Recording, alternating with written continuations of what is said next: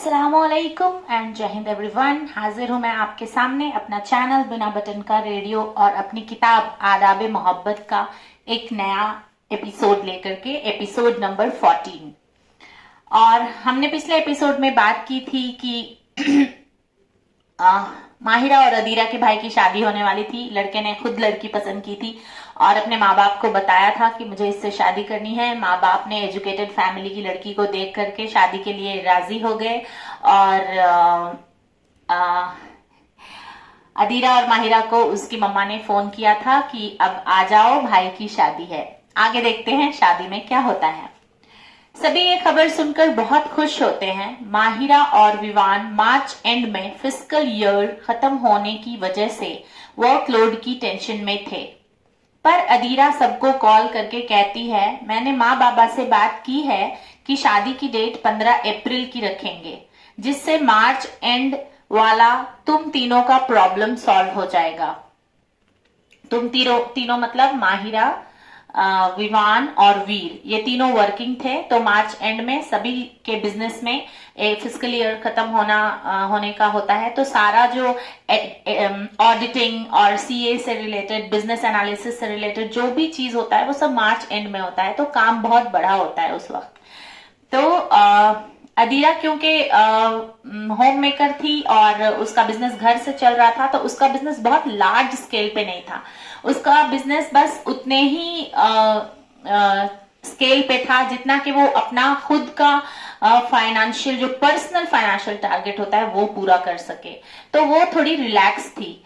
तो उसने माँ बाबा के यहाँ पहले जाकर के अपनी ड्यूटी स्टार्ट कर दी एज ए सिस्टर जो होती है शादी में भाई की। मैं मार्च के पहले वीक में चली जाऊंगी लखनऊ, वहां फलक भी है और कमलेश 25 दिन की छुट्टी लेकर आएगा अप्रैल में। तो हम सब सारे काम देख लेंगे, तुम लोग बारात और रिसेप्शन की ड्यूटीज ले लेना। ये सब सुनकर सभी फैमिली मेंबर्स खुश हो जाते हैं।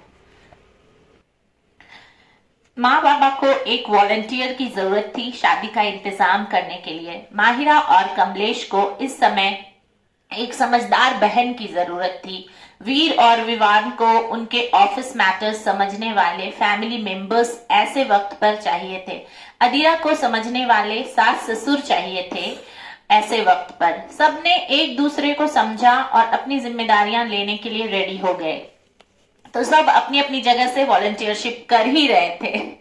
ऐसा देखने में लग रहा था कि सिर्फ अदीरा और उसके माँ बाबा कर रहे हैं, लेकिन ये जो बैकअप सपोर्ट था सबका, इमोशनल स्ट्रेंथ वाला, वो भी बहुत बड़ा सपोर्ट होता है। तो अदीरा की पूरी फैमिली एक दूसरे को इस तरह से as a team work support कर रही थी, जैसे इवेंट मैनेजमेंट के टीम में होता है उस तरह से। एक आइडल फैमिली की तरह ये सब एक दूसरे के साथ हमेशा की तरह खड़े हो जाते हैं। अदीरा अपनी पैकिंग में लग गई। विवान ने झट से 2 लाख रुपए उसके अकाउंट में ट्रांसफर कर दिए। ये रुपए अदीरा ने अपने बिजनेस से कमाकर म्यूचुअल फंड्स में इन्वेस्ट किए थे। अदीरा यूट्यूब पर बी वेल्दी चैनल देखती थी। यहाँ पे एक रियलिस्टिक बात है, ये बी वेल्दी चैनल मेरी फ्रेंड स्वाति का है। स्वाति पहले न्यूज चैनल में, अभी मुझे न्यूज चैनल का नाम नहीं याद आ रहा है, उस पे फाइनेंशियल टॉपिक से रिलेटेड इंटरव्यूज लिया करती थी और गाइडेंस जो होता है इंश्योरेंस से रिलेटेड वो सब किया करती थी। तो अब उसने अपना खुद का चैनल खोला है बी वेल्दी, और वो उसको वही उसका जॉब है यूट्यूब चैनल। तो उस पे वो काम करती है, पूरी रिसर्च करती है फाइनेंस से रिलेटेड और बहुत सारा नॉलेज जो वो न्यूज चैनल के जरिए दिया करती थी, अब वो अपने चैनल के जरिए दिया करती है। तो अगर आपको फाइनेंस से रिलेटेड कोई भी क्वेरी हो तो बी वेल्दी चैनल यूट्यूब पे जरूर देखिएगा। आगे बढ़ती हूँ। इस तरह अदीरा ने ये चैनल देखकर म्यूचुअल फंड में इन्वेस्ट करना सीखा था। वो हर महीने 30,000 रुपए सालों तक जमा करती रही। उसे करीब 2.5 लाख रुपए अपने फंड के यूनिट रिडीम करने पर मिले थे। ये वही पैसे थे जो विवान ने अदीरा के अकाउंट में ट्रांसफर किए थे। अपनी मेहनत के पैसों को अपने छोटे भाई की शादी में लगाने का अनोखा आनंद अदीरा को हो रहा था। एक स्वावलंबन की भावना भी थी मन में कि मैं खुद इस काबिल हूं आज कि अपने पति को बिना परेशान किए अपने माँ बाबा के बुढ़ापे की लाठी बन सकती हूँ। माहिरा ने भी अपनी म्यूचुअल फंड से 2.5 लाख रुपए अदीरा के अकाउंट में ट्रांसफर कर दिए और कहा, आदि तू मेरी तरफ से ये पैसे माँ बाबा को दे देना, उनकी शॉपिंग, कमलेश की शॉपिंग हम दोनों की तरफ से करा देना, मतलब माहिरा और वीर की तरफ से, और जो पैसे बाकी बचे उससे इशिका और कमलेश के नए जीवन के लिए जो जरूरी चीजें चाहिए कमलेश के साथ जाकर ले लेना। अदीरा ने सारी पैकिंग करके माँ बाबा को बताया कि वो 7 मार्च को लखनऊ पहुंचेगी। उसके माँ बाबा बहुत खुश हुए। बुढ़ापे में ऐसे वक्त में बच्चों की मदद बिल्कुल वैसे ही होती है जैसे हमारे बचपन में किसी बड़े स्कूल प्रोजेक्ट में हमारे माँ बाप हमें मदद करते हैं। अदीरा के लखनऊ पहुंचने के बाद सबसे पहले वो माँ बाबा के साथ मिलकर घर की पेंटिंग और रिपेयरिंग का काम करवाती है, कपड़ों की शॉपिंग और इशिका के लिए गोल्ड सेट्स लेती है। बैंक्वेट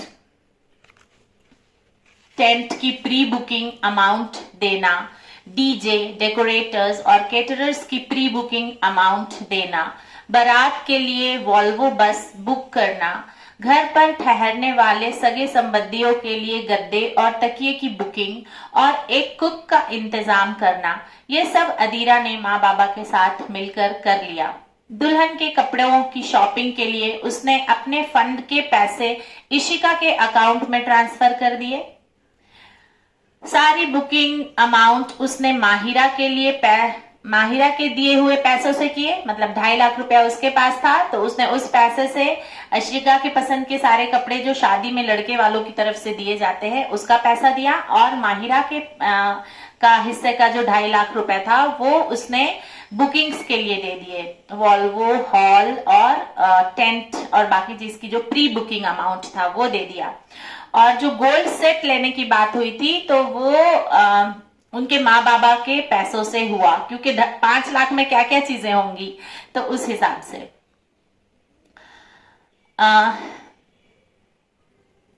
घर की पेंटिंग माँ ने जो घर खर्च के पैसे बचाए थे 24,000 रुपए साल के, मतलब वो हर महीने 2,000 रुपए म्यूचुअल फंड में डालती थी उसकी माँ, और उन्होंने साल के इस तरह से 24,000 रुपए जमा किए थे। तो म्यूचुअल फंड में माहिरा और अदीरा के कहने पर उन्होंने पैसे लगाए थे, इन्वेस्ट किए थे, उसके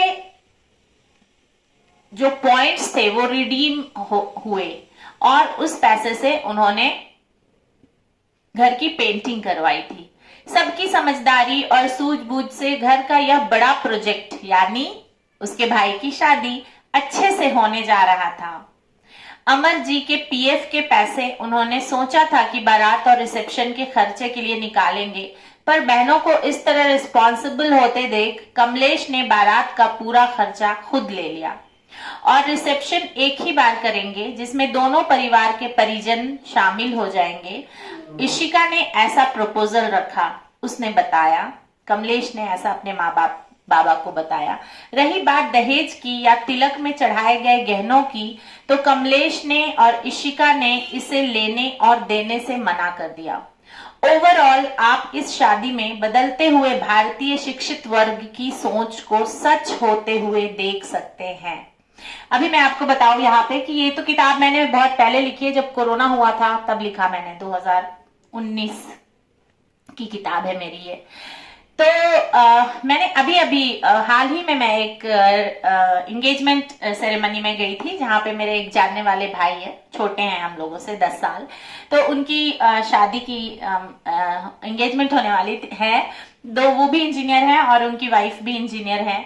तो उन लोगों ने अपनी शादी का खर्चा खुद ही उठाया। ये बहुत ही अच्छी एक सोच जो प्रैक्टिकल लाइफ में अब देखने को मिल रहा है, क्योंकि माँ बाप जब एजुकेशन में पैसा पहले ही लगा चुके होते हैं और बच्चे इस काबिल बन गए होते हैं कि अपनी शादी का खर्चा खुद उठा लें, और बच्चे इस चीज में वॉलंटियरशिप कर रहे हैं, तो ये देखकर एक एजुकेटेड इंडिया की बदलाव की जो सोशल चेंज जो हो रहा है उसको देख करके बहुत ही अच्छा लगा, और आगे भी बहुत एजुकेशन चेंज लाएगा इंशाल्लाह, देखेंगे अच्छा लगेगा। संस्कार और एजुकेशन दोनों मिलकर के कैसे समाज में बदलाव लाते हैं वो देखने में मजा आएगा। देखते देखते वक्त निकल गया और कमलेश जी की इन्फोसिस बैंगलोर में सीनियर प्रोजेक्ट मैनेजर की पोस्ट पर कमलेश, जो इन्फोसिस बैंगलोर में सीनियर प्रोजेक्ट मैनेजर की पोस्ट पर काम कर रहा था, वो लखनऊ आता है। उसके आने से अदीरा को थोड़ी ढाढ़स बंधी माँ बाबा को सपोर्ट करने में। एक शाम जब सभी चाय साथ में पीने बैठे तो माँ ने कहा, बेटा सुना है लव मैरिज करने वाली लड़कियां बहुत तेज और बहुत खतरनाक होती हैं। आंटी भी क्या करें, आसपास जितनी चीजें सुनती रहती हैं उनके दिमाग में चली जाती है। तो बहुत इंक्विजिटिव थी, तो उन्होंने डायरेक्ट पूछ लिया अपने बेटे से, मेरा मन तो बैठा जा रहा है, कहीं ये लड़की घर को तोड़ ना दे। ये सुनकर अदीरा हंसती है और कहती है, माँ आजकल माँ बाप लड़कों और लड़कियों की परवरिश में कोई कमी नहीं करते, अपनी दो आंखों के समान दोनों को मानते हैं। अच्छी परवरिश और कोएड मिशनरी, इंग्लिश मीडियम, अच्छी एजुकेशन, यहाँ पे मैं रुकूंगी और आपको बताऊंगी कि कोई जरूरी नहीं है कि एजुकेशन इंग्लिश मीडियम में ही हो, मीडियम कोई भी रहे, एजुकेशन ही होती है। तो वो लोग इंग्लिश मीडियम में पढ़े थे इसलिए वो लोग ऐसा कह रहे थे। अच्छी एजुकेशन की वजह से लड़कियां भी लड़कों से कंधा मिलाकर पढ़ाई लिखाई नौकरियां सब कर रही हैं। इस तरह जितना तेज हमारा कमलेश है उतनी ही तेज हमारी इशिका भी होगी। इसमें डरने वाली क्या बात है, हम सभी को जिंदगी एक ही बार मिलती है। इशिका को उसकी जिंदगी हम लोगों को वैसे ही जीने देना चाहिए जैसे कमलेश जीता है। ये सब सुनकर बाबा कहते हैं, हमारी लड़कियां भी तो पढ़ने लिखने, घर संभालने, जॉब करने में सबसे तेज हैं, तो क्या वो अपना घर संजोने की जगह पर बिखेर रही हैं? नहीं ना। तो इशिका ऐसा क्यों करेगी भला? अपनी माँ की दुविधा को दूर करने के लिए कमलेश कहता है, माँ हमें अपने जीवन की हर नई शुरुआत सकारात्मक सोच के साथ करनी चाहिए। अगर आप उसे माँ की कमी नहीं होने देंगी तो वो भी आप लोगों को और दीदिया लोगों को किसी तरह की कमी नहीं होने देगी। पर हाँ, ये हमेशा याद रखना माँ कि हम तीनों भाई बहन भी अपने स्वभाव में अलग हैं। हमारी सोच किसी किसी मुद्दे पर एक जैसी और बहुत चीजों पे अलग अलग है। उसी तरह इशिका का व्यवहार और सोच हमसे अलग होगा, पर अब वो हमारे घर का हिस्सा बनने जा रही है। उसका वेलकम नए घर में प्यार और यकीन के साथ सहयोग की छांव में करना है। माँ आप अपने मन से ये सारे मैल धो डालिए, वरना ये आपके साथ साथ सभी को परेशान करेगी। खराब सोच जो होती है वो बहुत परेशान कर देती है। जब प्रैक्टिकल लाइफ में दिखने लगती है तो सोच साफ कर देंगे तो वो होगा ही नहीं हमारी लाइफ में। ये सब बातें अमृता जी को थोड़ी नई लगी, पर वो बहुत प्रोग्रेसिव माइंड की थी तो वो बात समझ गई। प्रोग्रेसिव माइंड उसको कहा जाता है कि जो बदलते हुए समाज को देख करके अपनी पीछे की जमाने की सोच को आज के जमाने की सोच में ना लाए, वैसे इंसानों को प्रोग्रेसिव सोच वाला कहा जाता है। प्रोग्रेसिव सोच, यहाँ पे मैं आपको बता दूं, प्रोग्रेसिव सोच का मतलब ये नहीं है कि हम बहुत एजुकेटेड हैं तो हम किसी भी जो बहुत बिलो पॉवर्टी लेवल के लोग हैं या जो हमारे हेल्पर्स हैं, हमारे वॉचमैन भाई लोग हैं, हमारी दीदी हैं जो हमारी हेल्पर दीदियां हैं, उनसे बदतमीजी से बात करना, ये प्रोग्रेसिव सोच नहीं होती है। प्रोग्रेसिव सोच होती है उन लोगों को समझना कि जहां पे वो हैं, जिस हिसाब से उनको उनके माँ बाप ने पाला है, जैसी एजुकेशन दी है या नहीं दी है, फिर भी वो इंसान अपनी लाइफ में स्ट्रगल कर रहा है। ये चीज सोच रखने वालों को प्रोग्रेसिव सोच का कहा जाता है, क्योंकि हम अपनी ही खराब सोच से जब ऊपर उठते हैं तब हम प्रोग्रेसिव होते हैं। धीरे धीरे 10 अप्रैल आ गया। माहिरा, वीर, विवान, फजल, फलक सभी अपनी फैमिली के साथ लखनऊ अमर जी के यहाँ अगले सप्ताह रहने के लिए आ गए। इनके साथ अमर जी के चचेरे भाई बहन और अमृता जी की फैमिली भी आ गई। 11 अप्रैल को घर के लॉन में सत्संग और जगराता रखा गया। नेक काम की शुरुआत नेक कामों से।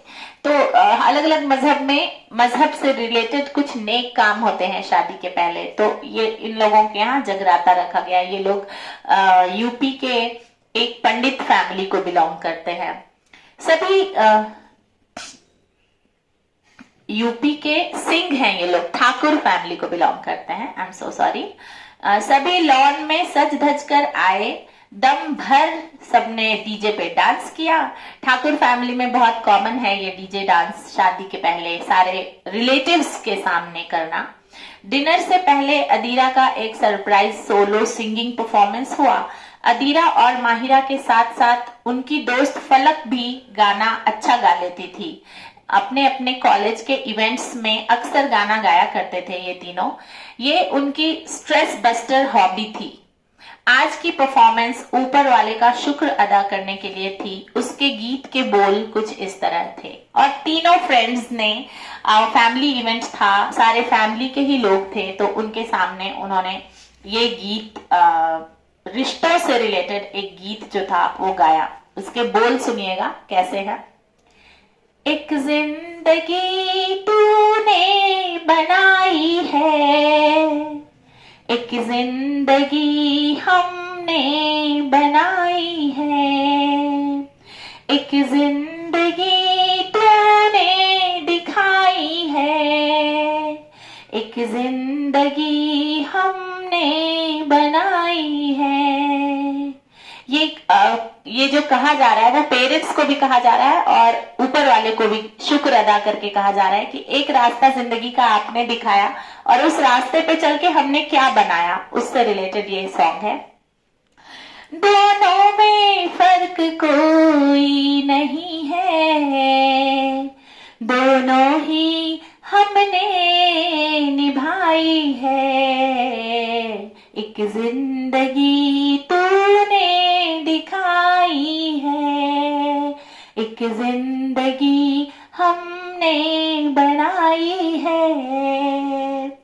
ओए रब्बा मेरे तेरा लख है शुक्रिया, तूने उल्फत जो दी है दरमिया, छोटी सी हर खुशी लुटाई है, नन्ही सी एक दुनिया बसाई है, एक जिंदगी तूने दिखाई है, एक जिंदगी हमने बनाई है। पलकों के उस पार जो सपने हैं, छोटे ही हैं मगर सिर्फ अपने हैं, गम की होने वाली अब रुसवाई है, खुशियों से जो तेरी सगाई है, एक जिंदगी तूने दिखाई है, एक जिंदगी हमने बनाई है। दिन रात रग़बत में पड़ी मैं रहती हूँ, शबो रोज तेरा जिक्र करती रहती हूँ। ये उन्होंने अपने भगवान के लिए लिखा है कि दिन रात मैं आपकी मोहब्बत में पड़ी रहती हूँ और सुबह शबो रोज मतलब रात और हर दिन आपका जिक्र करते रहते हैं। मतलब वो लोग बहुत प्रेयर करते थे, बहुत ही जुड़े हुए थे, रिलीजियस थे बहुत। दिलों में सभी रंजिशें ना आई हैं, दिलों में अभी रंजिशें ना आई हैं, मेरे ख्वाब की यही तो तवानाई है।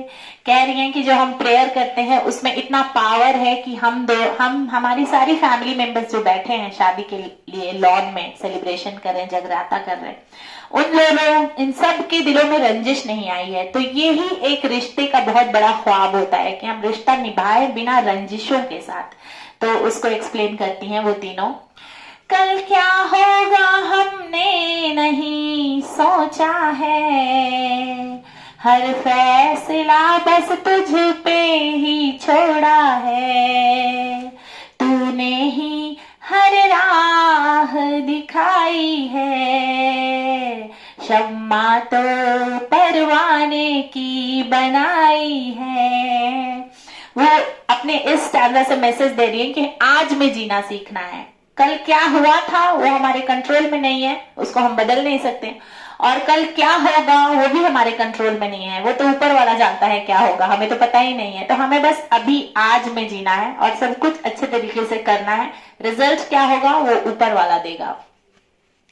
तो वो कहती हैं कि तुझ पे ही सारा फैसला छोड़ दिया है, क्योंकि तूने ही तो हमेशा राह दिखाई है। अब वो राह दिखा रहा है तो हमें किधर ले जाना चाह रहा है वो भी तो अल्लाह की मर्जी होती है, ऊपर वाले की मर्जी होती है। तो उस पे है। और शम्मा परवाने की बनाई है, मतलब हर जोड़े को एक दूसरे के लिए ऊपर वाला बनाता है। तो इतनी फिक्र करने की जरूरत नहीं, अगर उसने बनाया ही है हमें एक दूसरे के लिए तो कोई प्रॉब्लम होने ही वाली नहीं है। और बड़ा ही टेंशन फ्री होकर के आज में हमें जीना है और अच्छे कर्म करते रहना है। तो ये गाना बहुत अच्छा एक मैसेज देता है शादी की शुरुआत में। 20 मिनट 42 सेकेंड हो गए। मैं कल फिर आपसे मिलती हूँ अपने एपिसोड के 15वें एपिसोड के साथ। आगे की कहानी पढ़ूंगी। तब तक के लिए जीते रहिए, खुश रहिए, आबाद रहिए। जय हिंद।